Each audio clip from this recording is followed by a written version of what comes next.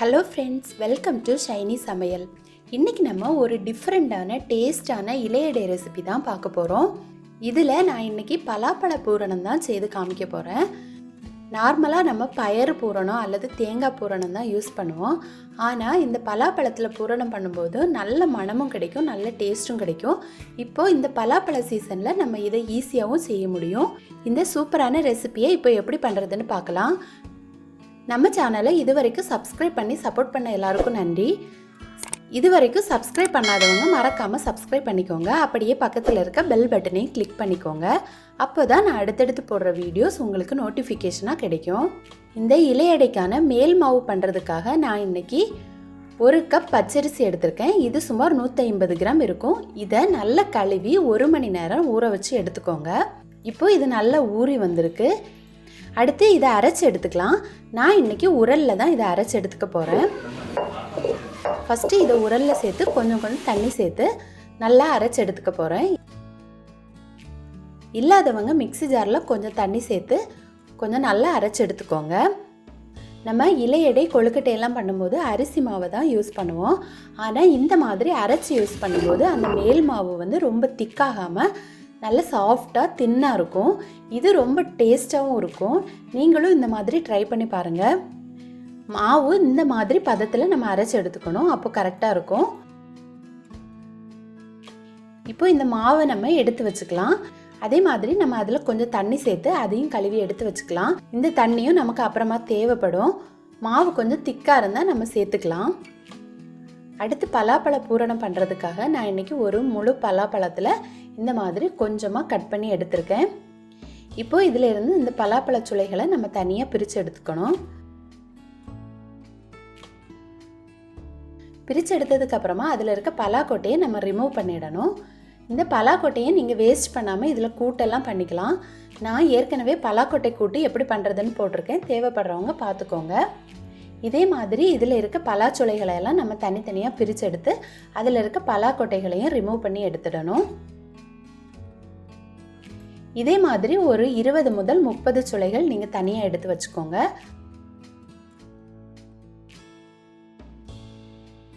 இப்போ நான் ஒரு 20 சுளைகிட்ட தனியாக எடுத்து வச்சுருக்கேன்.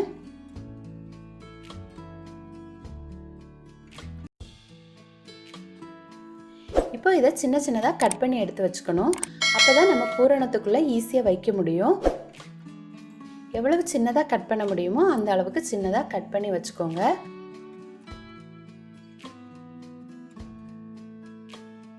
இப்போ பாருங்கள், கட் பண்ணி வச்சதுக்கப்புறம் பார்க்கவே ரொம்ப அழகாக இருக்குது, ரொம்ப மணமாகவும் இருக்குது. அடுத்து ஒரு கடாய் எடுத்து அதில் 1 டேபிள் ஸ்பூன் நெய் சேர்த்துக்கணும். நெய் சூடான அப்புறமா நம்ம கட் பண்ணி வச்சுருக்க பலாப்பழ சுளைகளை இதில் சேர்த்து நல்லா வதக்கி எடுத்துக்கணும். 5 நிமிஷம் நல்லா வதக்கி எடுத்துக்கோங்க.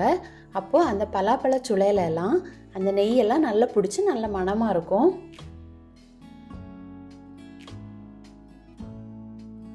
பலாப்பழ சுளையோட இனிப்பை பொறுத்து நீங்கள் வெல்லம் எடுத்துக்கலாம். நான் இன்றைக்கி 3/4 கப் பொடித்த வெல்லம் எடுத்திருக்கேன். இது சுமார் 150 கிராம் இருக்கும். இப்போ இதையும் சேர்த்து நல்லா கிளறிக்கணும். தூசி இல்லாத வெல்லமாக பார்த்துக்கோங்க. தூசி இருந்துச்சுன்னா அதை கொஞ்சம் கெட்டியாக பாகு காய்ச்சி இதில் சேர்த்துக்கோங்க. இப்போ இது மெல்ட் ஆகிற வரைக்கும் நல்லா கிளறி விட்டுக்கோங்க. அடுத்து நான் இதுக்கு 1 கப் துருவிய தேங்காய் எடுத்திருக்கேன்.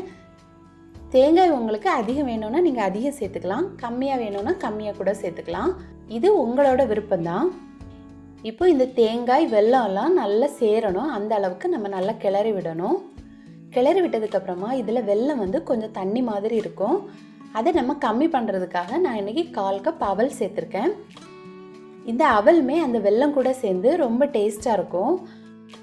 இப்போ பாருங்கள், அவலெல்லாம் சேர்த்ததுக்கப்புறம் நமக்கு பூரணம் வந்து நல்லா திக்காகி வந்திருக்கு.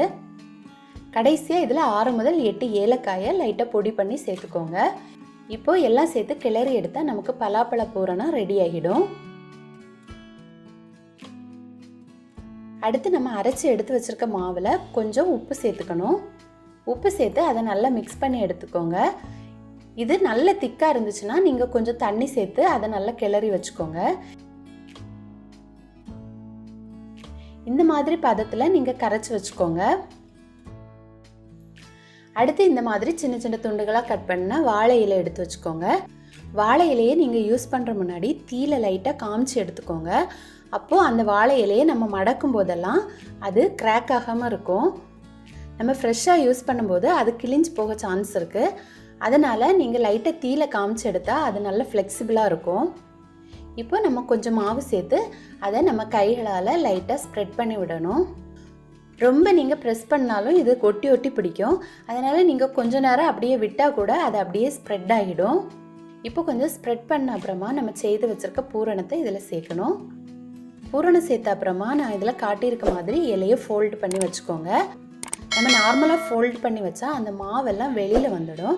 அதனால் இதில் காட்டியிருக்க மாதிரி நீங்கள் ஃபோல்டு பண்ணி எடுத்துக்கோங்க. இலையடை செய்ய முன்னாடி நம்ம ஸ்டீமரை வந்து ரெடி பண்ணி வச்சுக்கலாம். இதை அடுப்பில் வைக்க வேண்டாம், நம்ம ஃபஸ்ட்டு ரெடி பண்ணி வச்சுக்கலாம். அப்போ இந்த மாவு வந்து வெளியில் சிந்தாமல் இருக்கும்.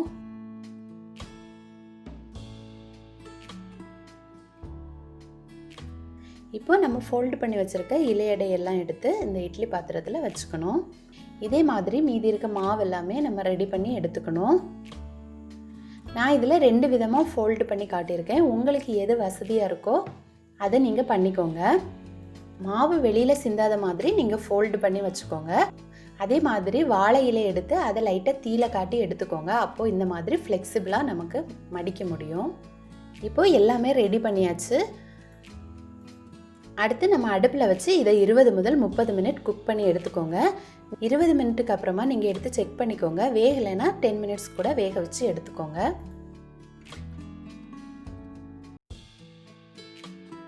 இப்போ பாருங்கள், நமக்கு சூப்பரான இலையடை ரெடி ஆகியாச்சு. இப்போ ஓப்பன் பண்ணி காமிக்கிறேன் பாருங்கள். அது இலையிலேருந்து தனியாக சூப்பராக வரும்.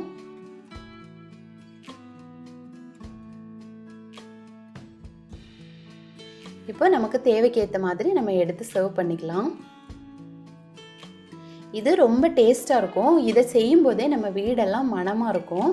அந்த பலாப்பழத்தோட டேஸ்ட்டும் அந்த பனானா இலையும் அதில் சேரும்போது நல்ல மணம் இருக்கும். அதே மாதிரி நல்ல டேஸ்ட்டும் இருக்கும்.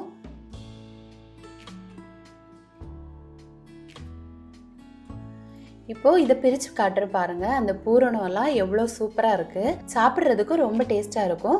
இப்போ நமக்கு பலாப்பழம் சீசன் இருக்கிறதால நீங்கள் பலாப்பழம் வாங்கி இந்த மாதிரி ட்ரை பண்ணி பார்க்கலாம். ரொம்ப டேஸ்ட்டாகவும் ரொம்ப டிஃப்ரெண்ட்டாகவும் இருக்கும். நம்ம இதை ஸ்டீம் பண்ணி எடுக்கிறதால இது ரொம்ப ஹெல்த்தியான ரெசிபியும் கூட. நீங்களும் கட்டாயம் ட்ரை பண்ணி பார்த்துட்டு எப்படி வந்துச்சுன்னு உங்களோட கமெண்ட்ஸை சொல்லுங்கள்.